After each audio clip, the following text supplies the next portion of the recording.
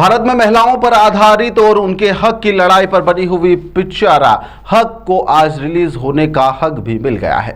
7 नवंबर को तमाम सिनेमा घरों में फिल्म रिलीज भी होगी। साथ ही यहां पर हाई कोर्ट ने इस मामले में जो याचिका लगाई थी उसमें दोनों पक्षों की सुनवाई के बाद में इस फैसले को लिया है। याचिकाकर्ता को यहां पर खाली हाथ ही घर जाना पड़ा है। दरअसल हाईकोर्ट अधिवक्ता ऋतिक गुप्ता के मुताबिक यहां पर हक नामक जो फिल्म है 7 नवंबर को रिलीज होने वाली है और इसको लेकर पहले दूसरे पक्ष के द्वारा निजी जिंदगी पर आधारित इसे फिल्म बनाकर हाईकोर्ट में याचिका लगाई गई थी, जिसमें लगातार सुनवाई के बाद में याचिका को खारिज कर दिया गया है और अब फिल्म 7 नवंबर को रिलीज होने वाली है, जिसको लेकर अधिवक्ताओं का कहना है कि याचिका 3 बिंदुओं के आधार पर लगाई गई थी और तीनों बिंदुओं को माननीय न्यायालय के द्वारा सुना गया और आज अपना फैसला सुना दिया गया है।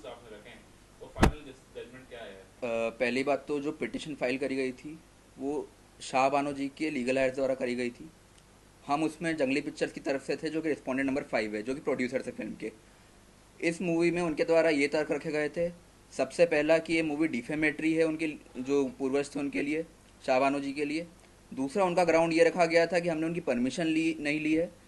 उसके बाद तीसरा ग्राउंड उनके ये रखा गया था कि जो उनकी पर्सनैलिटी राइट्स है उस और प्राइवेसी राइट्स है उसमें हम इंटरफेयर कर रहे हैं। ये तीनों के तीनों तर्क मान्य न्यायालय द्वारा रिजेक्ट कर दिए गए हैं। मान्य न्यायालय द्वारा हमारे तर्कों को एक्सेप्ट करा गया और उन्होंने स्पेसिफिक मेंशन करा है 2 तर्क का।